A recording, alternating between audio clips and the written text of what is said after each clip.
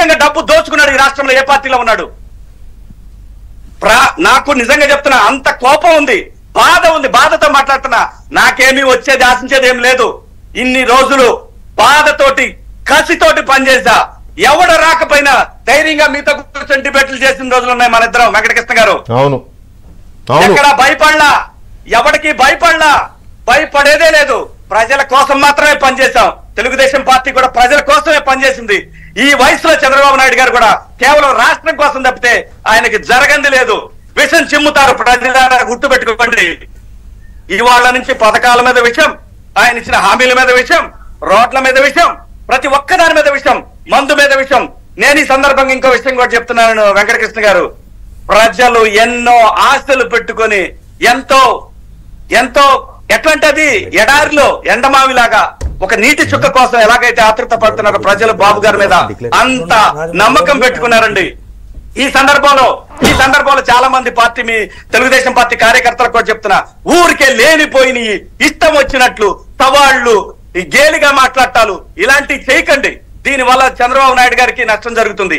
దయచేసి పార్టీ కార్యకర్తలు ఎవరైనా సరే, సీనియర్లు కూడా, పెద్దవాళ్ళలో ఉండే కొంతమంది కార్యకర్తలు సీనియర్లు అని చెప్పుకునే వాళ్ళు కొంచెం కంట్రోల్ చేసుకోండి. రాష్ట్రాన్ని ముందుకు నడిపించాలి. ఇంత ముందులా కాదు. ఇప్పుడు 100 తాసుపావులు నాగులు వెయిట్ చేస్తా ఉన్నాయి. జాగ్రత్త. బాబు గారిని కాపాడుకోండి. బాబు గారు ఆంధ్రప్రదేశ్ నిలబెడతాడు. జై హో అమరావతి, జై అమరావతి. ఆ మహిళల స్ఫూర్తి ప్రపంచానికి ఆదర్శం. వాళ్ళు చూపించిన తెగువ.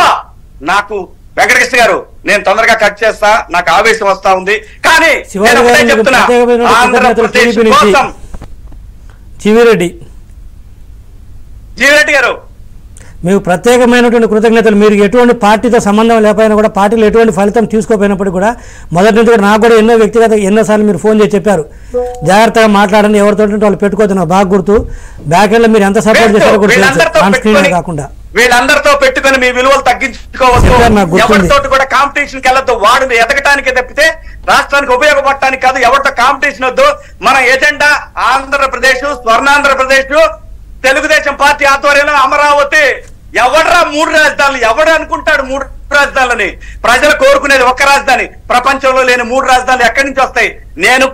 నేను ఇక్కడ అసహ్యంగా లేదంటే వాళ్ళ మీద ద్వేషంతో మాట్లాడటలా.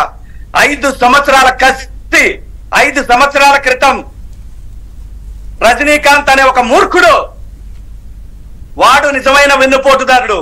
వాడు రాష్ట్రాన్ని వెన్నుపోటు పడిచాడు. వాడి సంగతి చూస్తా. ప్రతి ఒక్కటి కక్కిస్తా. ఆంధ్రప్రదేశ్ మీద సంపాదించి ప్రతి ఒక్కటి కక్కిస్తా.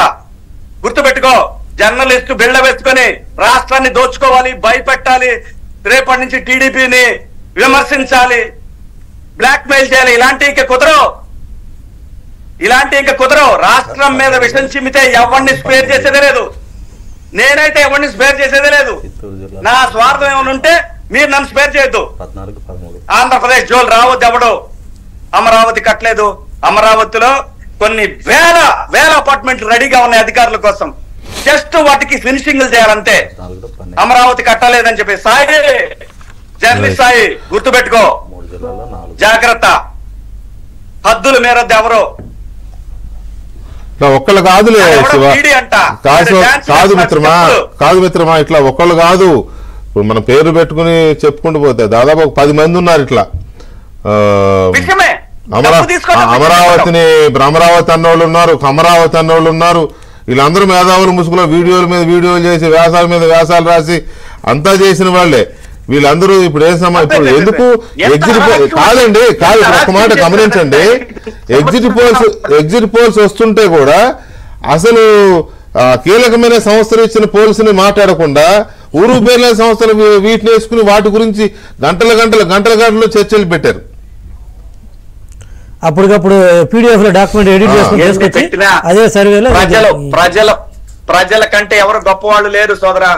ప్రజల కంటే ఎవరు గొప్పవాళ్ళు లేదు. ప్రజలకు తెలుసు ఎవరిని నిలబెట్టాలో, ఎవరిని ఇంటికి పంపించాలో. ఈ ప్రజలు ఇచ్చిన తీర్పు నా భూతో నా భవిష్యత్ అన్నగారు వచ్చిన రోజు ఎలాగైతే ఉందో అదే రేంజ్ లో ఇచ్చారు.